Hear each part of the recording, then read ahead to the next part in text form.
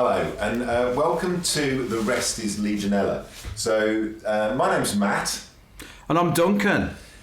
We set up a podcast, this is our very first podcast, to talk about really sort of Legionella issues within the industry. Our goal with the podcast is to investigate, interrogate and educate. So those three broken down, really we've got investigate, where we're going to be looking at various different news stories and talking specifically about the terminology used in those and some of the misnomers that we find in the industry.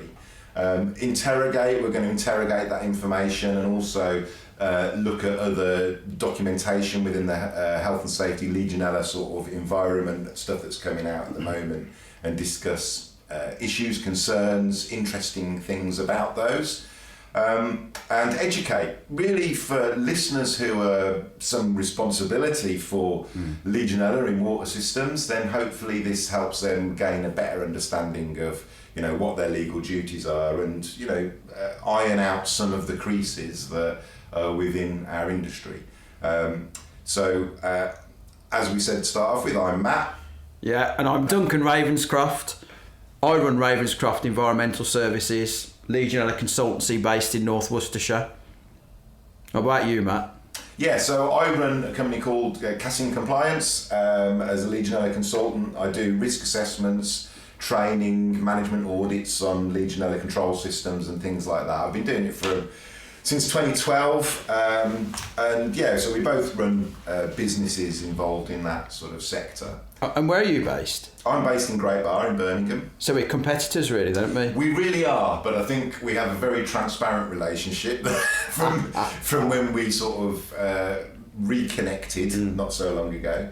And yeah, I'm very open to sharing information and discussing these things and even sharing clients. So yeah, it's all about. And in terms of the education piece, I would imagine this is going to most benefit people that don't work in the industry but need to know more. As you were suggesting, people with various responsibilities.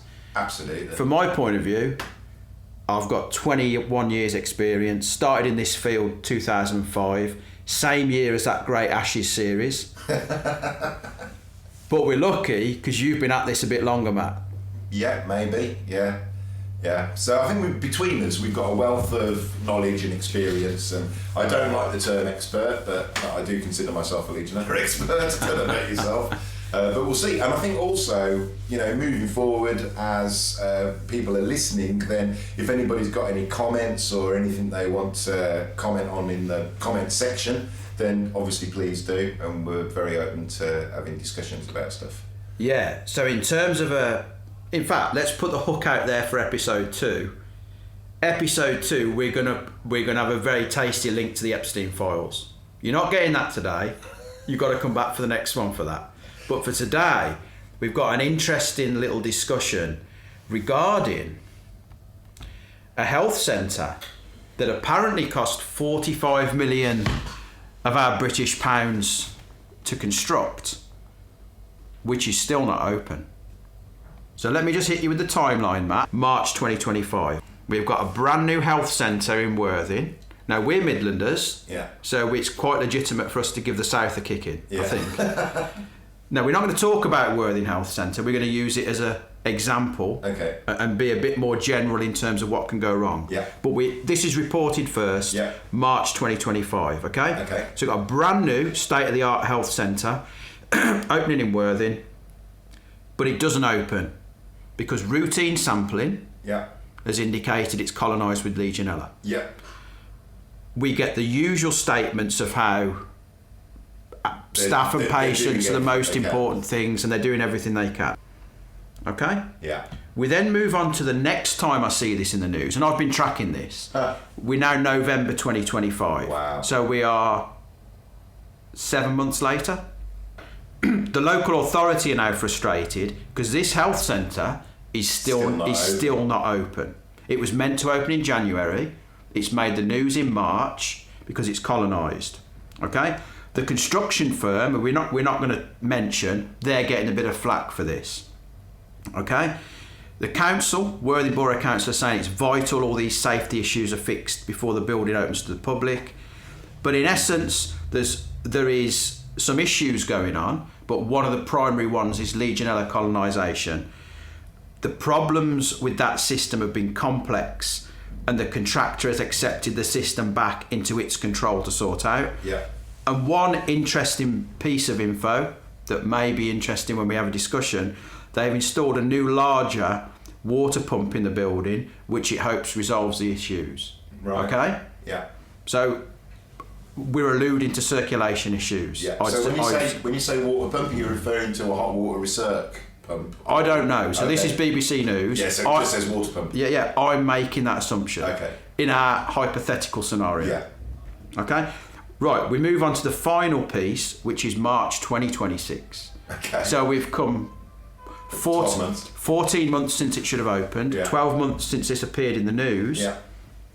Legionella has been cleared from the new multi-million pound health centre in Worthing, but the building still cannot open because of other issues that remain unresolved. Okay. So, again, I'm inferring they've now got what they'd call clear samples. They've got a load of not detected. Yeah. Okay. The local authority are not going to open it until it's compliant, safe, and fully operational. Yeah. Fair enough.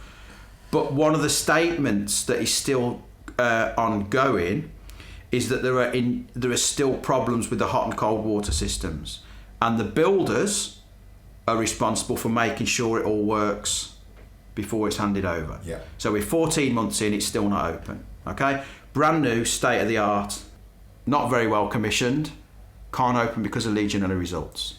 Yeah, it's interesting because I think obviously there was initial.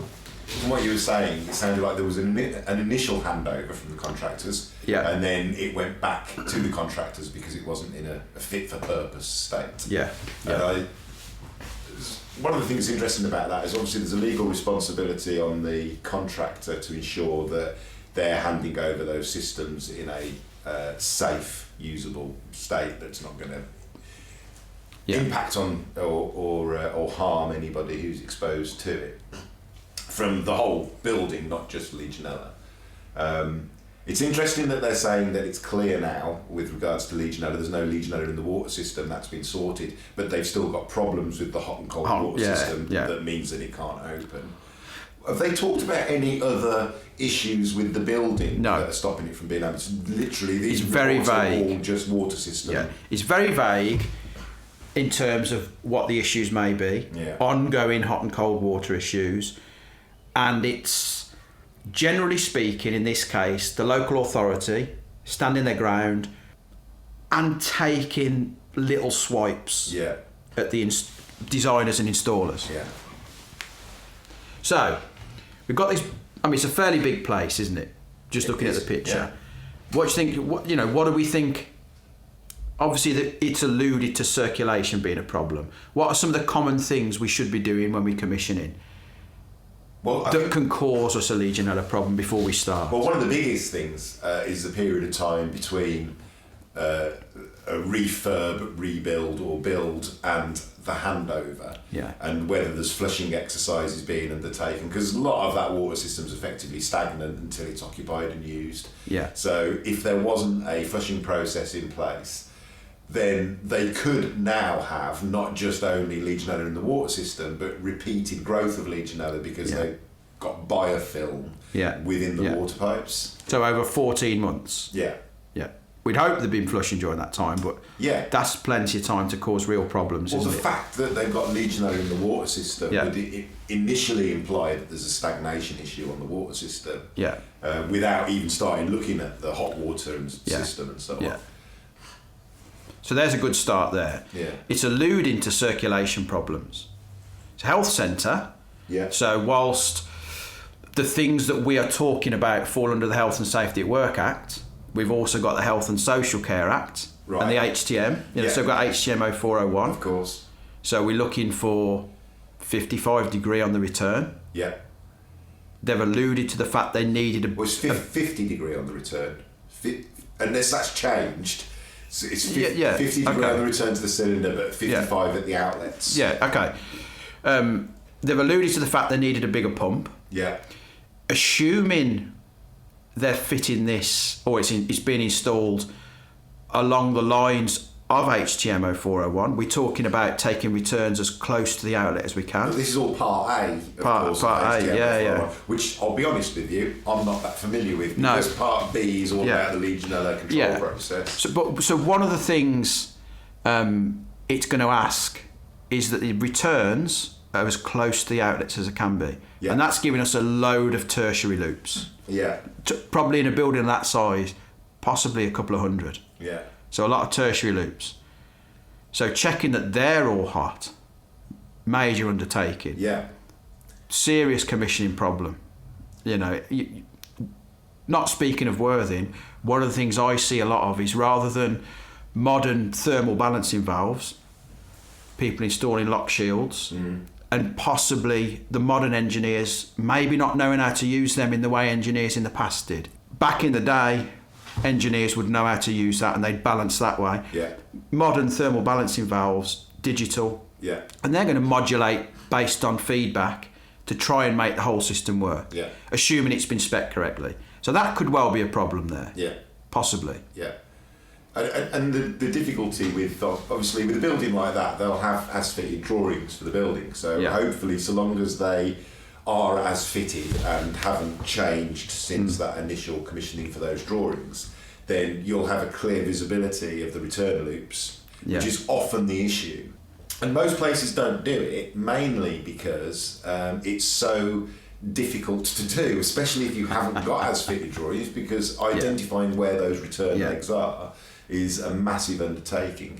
And so as difficult as those drawings are to read, if you're not experienced, they're essential, aren't they? They are essential. And actually, you can have what appears to be a perfectly nicely operating system with good outlet temperatures all round. And if your return loops are not operating properly, without doing return leg temperatures, you can't easily identify that. So if you've got a reduced flow on a return leg, the outlet that's being supplied from the supply leg will still be at temperature. But if there's a reduced flow going around that loop, then you'll end up stagnating water at a low temperature in that leg.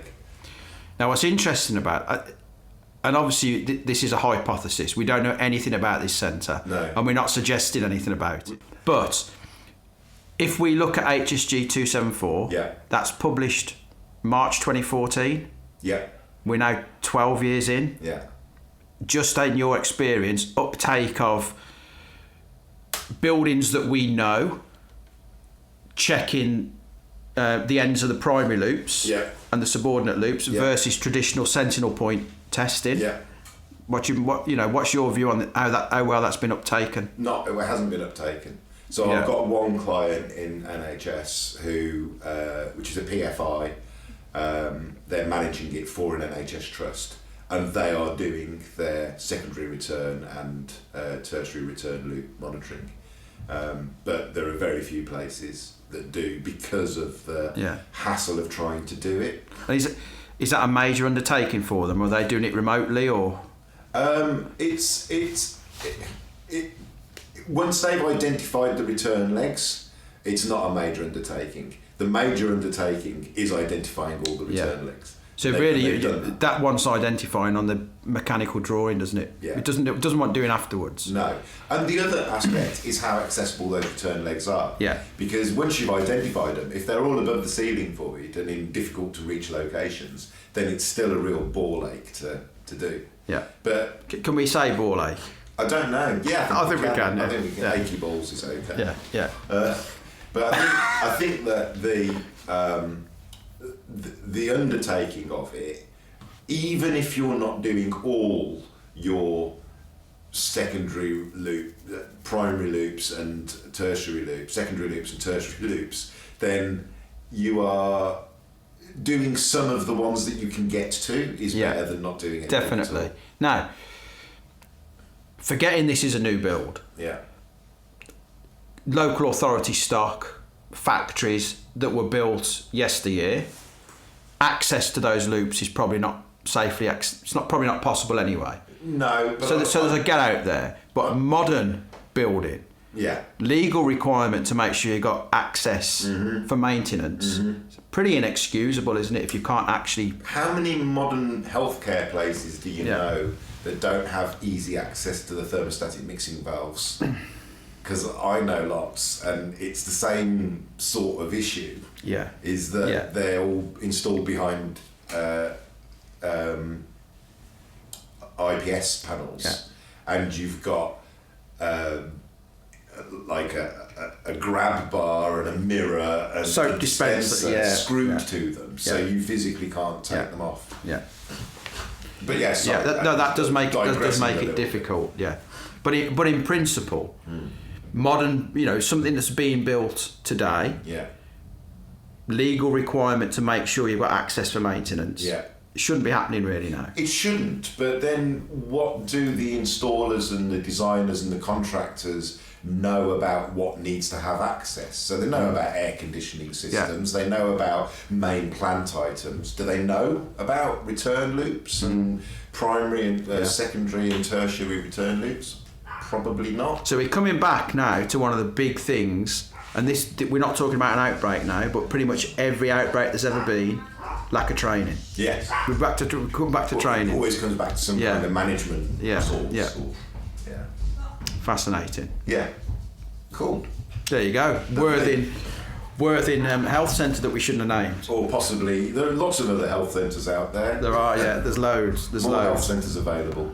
But what's interesting in and around this, Matt, is that I've come by a copy of the draft HTM 0401 2026. Oh, okay. Okay, now this has been issued as a draft, as a Scottish HTM, because it seems like the process has been driven in Scotland. Interesting.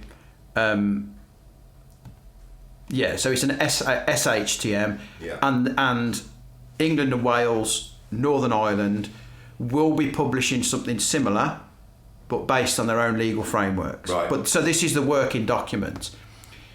I was hoping to have a few things to say about this. As you can see, Part A, Part B, Part C, all the way to Part G. Ooh. It's a big document. Now, if we just look at Part A, okay, this document is 142 pages. Okay. I've not been through the whole thing. Do you know what Part A is? What's the preface? Yeah. Let's go back up to the preface. Here we go. So it's design, installation, and commissioning. Okay. So it's very similar to the original Part A. Okay, this is interesting. So Part A is design, installation, and commissioning. Part B is operational management. Part C is microbiological testing. Part D is disinfection of water systems. Part E is alternative materials and filtration. Part F is chloramination of water supplies. And Part G is operational procedures and exemplar water safety plan. No, sorry to jump in, Matt. No, that's We've not told the listeners that we have got some tech support. No, we have got some tech If support. we've got some tech support, haven't we? We have. So, tech support. Do you think you could find out what chloramination means? Because I've never heard of that word. So chloramines are generated when chlorine breaks down bacteria, and they're a byproduct. Yeah. So chloramines are the ones you smell. Exactly. Yeah. So in a swimming pool, that really strong smell that you get is not chlorine; it's chloramine. Chloramination. And why, if you've got a hot tub and it stinks of chloramine, that's a bad sign. Yeah. If it's got that really chlorine, the thing we identify with a chloriney smell, that indicates that there's potentially a lot of activation. So we're suggesting this is chlorine working in the system. Let's have a look. Yeah. So, chloramination, water disinfection process that adds ammonia to chlorinated water to form chloramines. That's kind of what we said. Typically monochloramine, acting as a long-lasting secondary disinfectant. Okay, so this is a... Combined chlorine. Yeah, so this is a separate alternative control method that we've not really looked at before. Yeah. That's interesting. Certainly not in that context. No. With the exception of pools and that type of thing. Yeah. Okay, and Part G, operational procedures and exemplar water safety plan. So this is a big old beast. Part A is 142 pages.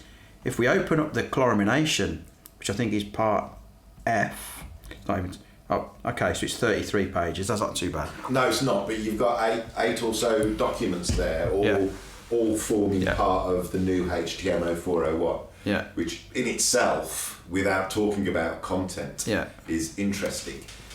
What they're obviously doing, part A is 140 something pages. I don't know about part B yet. The operational side of things, that's where we're going to see the monitoring regime relating to L8, presumably, but increased for healthcare properties. What we're probably going to see is less ambiguities, so a real crackdown on clarity. That's what I'd like to think. That there is a more clear approach, because I do feel that when I read HTM 0401 that like they've recognised that because of the exposed population being a higher susceptibility, they've just increased controls almost arbitrarily. Without really, it's like the 2-week flushing. There used to be 2-week flushing used to be twice weekly flushing at HTMO at healthcare properties under HTM 0401, and that got removed in the 2016 version of HTM 0401. So why was it there in the first place? Just an uplift. Well, we know what the incubation period of bacteria, of Legionella bacteria, so weekly flushing seems to make sense for that reason, and I might be missing something. But twice weekly never made sense to me. And I knew people who ran big NHS trusts and healthcare systems and so on, where that was a real pain for them, because they obviously record that. They've got to keep 5 years of evidence of twice weekly flushing. And that, when people were recording on paper, then they've got like folders and folders just of flushing records. Yeah, it's a lot of work. Definitely a lot of work. So there we go. So I think maybe we might take a section of this at a time and discuss these things next time. Okay, yeah, sounds good. It's a big old document. Yeah, one of the things that I've got in my mind, there's a couple of things really. So I'll do one, and then if you've got something that you want to do, we'll have a discussion about it. So first one is Elson water heaters. Elson? Yes, are you familiar with that name? Have you ever done a risk assessment on a building where they've got what looks like a hot water cylinder, but it's in a cardboard box, and it's a big, it's a box unit. They've often got like a little header tank on them, but you can't get into them very. Like a combination water heater. Yeah, but it looks like a kind of Fortic design. I can't remember the terminology that they use, but if you put Elson indirect maybe or something like that. So you're looking for a larger water heater tech support. With an integrated header tank. Sometimes they've got an integrated header. I have seen them. The interesting thing about these is, and it's not all cases, because Elson also do your classic calorifiers, where you've got, so on a calorifier you've effectively got a hot water source feeding into the cylinder in a loop and then going out again, and that hot water loop heats the water within the cylinder. So you've got water within the cylinder that's heated by the loop. And so that's your primary we're talking circuit. Around 100 litres, maybe a little bit more. Well, we're not actually talking any specific volume, because what some of these Elson water heaters do, and they caught me out before, is they're actually operate the reverse way. So the boiler water is the water surrounding the coil, and the coil has a feed-in of mains water. That mains water goes through the inside of the coil, gets heated up by the water surrounding it, and goes out hot, and then goes to an outlet, or the outlets, the hot water. Okay, I'm going to have to state, I've never seen one then. Well, the interesting thing about that, of course, is there's a much more reduced risk, because that's almost an on-demand heating process. Because you've got some storage capacity, but it's consistently moving through the So you've got the storage of what's in the coil. So the storage of what's in the coil. So it's like a big combi boiler. It's like a big instantaneous water heater almost, because there's no volume there. So so the impact of those with regards to risk of Legionnaire's disease is much, much lower than a big hot water cylinder that's storing 300 litres of hot water, with a coil inside it that's got the boiler water that's heating that water inside the cylinder. I don't know if I'm explaining that very well. It makes sense to me. I don't know about anyone else, but I get it. How about you, tech support? Does that make sense to you? think. But yeah, so you see them around, and they, like I said, they've often got a header tank on them, so they look like a combination water heater, but they're not. So yeah, that was mine. That's really interesting. I've never. Oh, I can't say I've never seen one in the flesh. Maybe I did back in the early days, but I've certainly not seen one, and been conscious of it. I've seen them before, and I'm pretty sure that before I recognised what was going on, I've identified some of those as calorifiers. Yeah. And just for clarification, within our industry, we tend to call everything that's a hot water cylinder a calorifier. So if we see an asset that is a hot water cylinder that's purely immersion heated, we still tend to refer to it as a calorifier. Now, technically, from an engineering perspective, a calorifier is a cylinder that has a primary hot water boiler water circuit that is heating the water there within the cylinder. But also, technically, anything that gives heat to water is a calorifier, because a kettle is a calorifier. It's adding calorific value to water. But yeah, so, there's a... Matt, I've got to give a shout out here. Yeah. And this is totally unplanned and unintended. I've just Googled it up. And there's a YouTube video, actually by a channel I subscribe to, MJ Tiff Plumbing. I don't know this chap. I subscribe to his channel. I watch his videos. And he's got a thing on Elson water heaters. Elson water is how an Elson tank works and what it's worth in scrap. Yeah. Okay, so worth a lot of money because they're copper. Yeah. I'm guessing that's why he's made it. I watched this chap's videos because he's a very good plumbing and heating engineer. And my background's microbiology in labs. Yeah. So I've learned a lot from watching this. Cool. So that's my little homework today. How an Elson tank works and what it's worth in scrap. But bear in mind, Elson do also make your standard, what we recognise as a calorifier cylinder. But yeah, I've been caught out by that. That's quite interesting. So how do new products that come on the market that are installed in the variety of these buildings affect risk assessments and risk assessors conducting those assessments? Well, interesting question. And the Water Regulations Advisory Scheme, of which there's a copy sitting on that table over there. There is, the RAS. We've left that out especially for you. The RAS guidance. Yeah. So WRAS, they anything coming to market is going to be used in domestic water systems.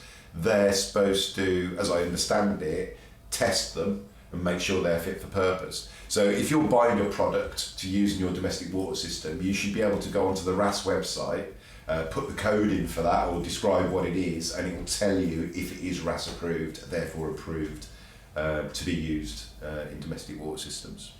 But in terms of the impact on risk assessor, we've had a good example of this. Because I have probably seen these when I was younger. Yeah. But I probably didn't know what they were. No. In fact, I know I don't know what they were. Yeah. Because I can't remember seeing them, but I must have seen them. Yeah. Now, I would know now, we've had this discussion, I'll now know, but if I saw one yesterday, I would know that I didn't know what it was. Yeah. Does that make sense? Yes, I do. But I don't think I would have known that 15, 20 years ago. Yeah. So there is an impact, different technologies, on risk assessors. Absolutely no question. Yeah. Yeah, absolutely no question. It's a difficult thing when you first join the industry because you've probably either got a sciencey or an engineering background or neither, which is probably more common. Yeah. And there's a lot to learn and it takes time. So it's a really, really difficult thing training the risk assessors. Yeah. It just takes time to learn this stuff. Yeah. And there's a big risk associated with that because you're going to spend years not knowing. Yes, and largely that's why companies who employ risk assessors often go to a kind of checklist approach. Yeah. So that it effectively reduces the amount of experience or training that a risk assessor needs because they are literally going through a ready reckoner when they're looking at a tank or when they're looking at a water system and so on. But I think I'm learning all the time still. Same. I see things regularly that yesterday I was doing an assessment and they got point of use heaters all over the place, and a lot of Ariston water heaters, very straightforward, but they got some of these Sadia water heaters, 15 litre, 10 litre jobbies. Aqualine. Was it Santon? There were Santon water heaters, yeah.